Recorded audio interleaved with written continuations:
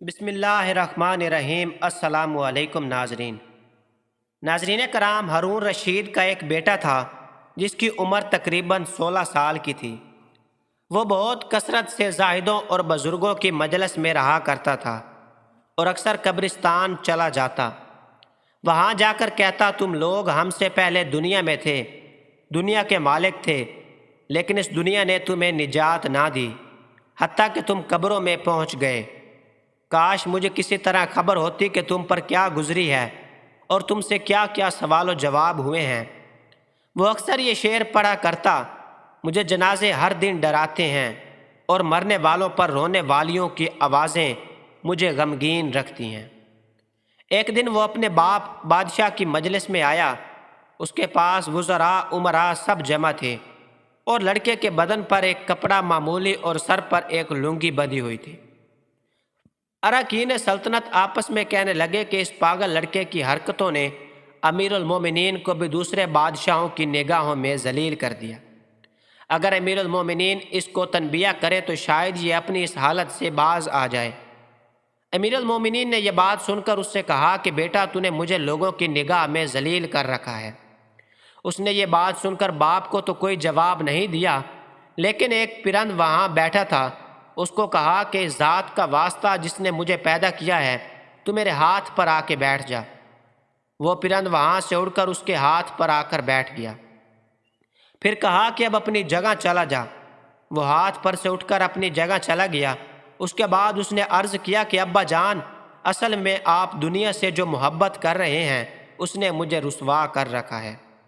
اب میں نے یہ ارادہ کر لیا ہے کہ آپ سے جدائی اختیار کر لوں۔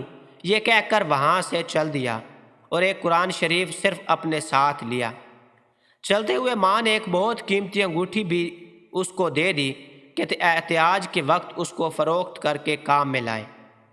وہ یہاں سے چل کر بصرہ پہنچ گیا اور مزدوروں میں کام کرنے لگا۔ ہفتے میں صرف ایک دن شنبہ کو مزدوری کرتا اور 8 دن تک وہ مزدوری کے پیسے خرچ کرتا اور 8ویں دن پھر شنبہ کو مزدوری کر لیتا اور 1 درہم اور 1 دانک یعنی درہم کا چھٹا حصہ مزدوری لیتا۔ اس سے کم یا زیادہ نہ لیتا۔ 1 دانک روزانہ خرچ کرتا۔ ابو عامر بصری کہتے ہیں کہ میری ایک دیوار گر گئی تھی، اس کو بنوانے کے لیے میں کسی معمار کی تلاش میں نکلا۔ کسی نے بتایا ہوگا کہ یہ شخص بھی تعمیر کا کام کرتا ہے۔ میں نے دیکھا کہ نہایت خوبصورت لڑکا بیٹھا ہے، ایک زنبیل پاس رکھی ہے اور قرآن شریف دیکھ کر پڑھ رہا ہے۔ میں نے اسے پوچھا کہ لڑکے مزدوری کرو گے؟ کہنے لگا کیوں نہیں، کریں گے، مزدوری کے لیے تو پیدا ہی ہوئے ہیں۔ آپ بتائیں کہ کیا خدمت مجھ سے لینی ہے؟ میں نے کہا گارے مٹی تعمیر کا کام لینا ہے۔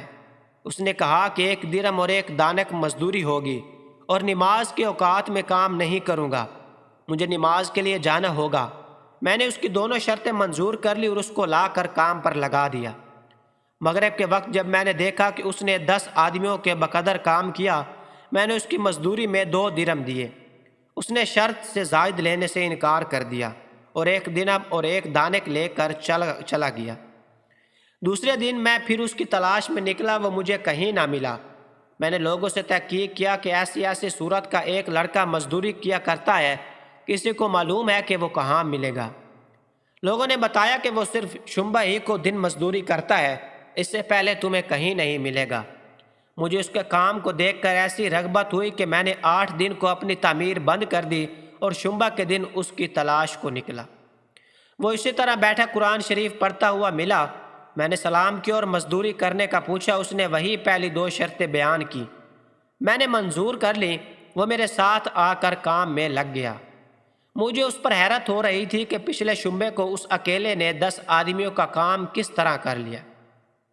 اس لیے اس مرتبہ میں نے ایسی طرح چھپ کر کے کہ وہ مجھے نہ دیکھے اس کا کام کرنے کا طریقہ دیکھا، تو یہ منظر دیکھا کہ وہ ہاتھ میں گارا لے کر دیوار پر ڈالتا ہے اور پتھر اپنے آپ ہی ایک دوسرے کے ساتھ جڑتے چلے جاتے ہیں۔ مجھے یقین ہو گیا کہ یہ کوئی اللہ کا ولی ہے اور اللہ کے اولیاء کے کاموں کو غیب سے مدد ہوتی ہے۔ جب شام ہوئی تو میں نے اس کو 3 درہم دینا چاہے، اس نے لینے سے انکار کر دیا کہ میں اتنے درہم کا کیا کروں گا، اور 1 درہم اور 1 دانک لے کر چلا گیا۔ میں نے 1 ہفتہ پھر انتظار کیا اور تیسرے شنبے کو پھر میں اس کی تلاش میں نکلا، مگر وہ مجھے کہیں نہ ملا۔ میں نے لوگوں سے تحقیق کیا، ایک شخص نے بتایا کہ وہ 3 دن سے بیمار ہے، فلاں ویرانے جنگل میں پڑا ہے۔ میں نے ایک ایسے شخص کو اجرت دے کر اس پر راضی کیا کہ وہ مجھے اس جنگل میں پہنچا دے۔ وہ مجھے ساتھ لے کر اس جنگل ویران میں پہنچا تو میں نے دیکھا کہ وہ بے ہوش پڑا ہے، آدھی اینٹ کا ٹکڑا سر کے نیچے رکھا ہوا ہے۔ میں نے اس کو سلام کیا، اس نے جواب نہ دیا۔ میں نے دوسری مرتبہ سلام کیا تو اس نے آنکھ کھولی اور مجھے پہچان لیا۔ میں نے جلدی سے اس کا سر اینٹ پر سے اٹھا کر اپنی گود میں رکھ لیا۔ اس نے سر ہٹا لیا اور چند شعر پڑھے، جن میں سے 2 یہ ہیں: میرے دوست، دنیا کی نعمتوں سے دھوکے میں نہ پڑ، عمر ختم ہوتی جا رہی ہے اور یہ نعمتیں سب ختم ہو جائیں گی۔ جب تو کوئی جنازہ لے کر قبرستان میں جائے تو یہ سوچتا رہے کہ تیرا بھی ایک دن اسی طرح جنازہ اٹھایا جائے گا۔ اس کے بعد اس نے مجھ سے کہا کہ ابو عامر، جب میری روح نکل جائے تو مجھے نہلا کر میرے اسی کپڑے میں مجھے کفن دے دینا۔ میں نے کہا، میرے محبوب، اس میں کیا حرج ہے کہ میں تیرے کفن کے لیے نئے کپڑے لے آؤں؟ اس نے جواب دیا کہ نئے کپڑوں کو زندہ لوگ زیادہ مستحق ہیں۔ یہ جواب حضرت ابوبکر صدیق کا جواب ہے۔ انہوں نے بھی اپنے وصال کے وقت یہی فرمائش کی تھی کہ میری انہی چادروں میں کفن دے دینا، اور جب ان سے نئے کپڑوں کی اجازت چاہی گئی تو حضرت ابوبکر صدیق نے یہی جواب دیا تھا۔ لڑکے نے کہا کہ کفن تو پرانا ہو یا نیا، بہرحال بوسیدہ ہو جائے گا، آدمی کے ساتھ تو صرف اس کا عمل ہی رہتا ہے۔ اور یہ میری لنگی اور لوٹا قبر کھودنے والے کو مزدوری دے دینا، اور یہ انگوٹھی اور قرآن شریف ہارون رشید تک پہنچا دینا، اور اس کا خیال رکھنا کہ خود انہی کے ہاتھ میں دینا، اور یہ کہہ دینا کہ ایک پردیسی لڑکے کی یہ میرے پاس امانت ہے، اور وہ آپ سے یہ کہہ گیا کہ ایسا نہ ہو کہ اسی غفلت اور دھوکے کی حالت میں آپ کی موت آ جائے۔ یہ کہہ کر اس کی روح نکل گئی۔ اس وقت مجھے معلوم ہوا کہ یہ لڑکا شہزادہ تھا۔ اس کے انتقال کے بعد اس کی وصیت کے موافق میں نے اس کو دفن کر دیا اور دونوں چیزیں گورکن کو دے دیں، اور قرآن پاک اور انگوٹھی لے کر بغداد پہنچا، اور قصر شاہی کے قریب پہنچا تو بادشاہ کی سواری نکل رہی تھی۔ میں ایک اونچی جگہ کھڑا ہو گیا۔ اول ایک بہت بڑا لشکر نکلا جس میں تقریباً 1000 گھوڑے سوار تھے۔ اس کے بعد اس طرح یکے بعد دیگرے 10 لشکر نکلے، ہر ایک میں تقریباً 1000 سوار تھے۔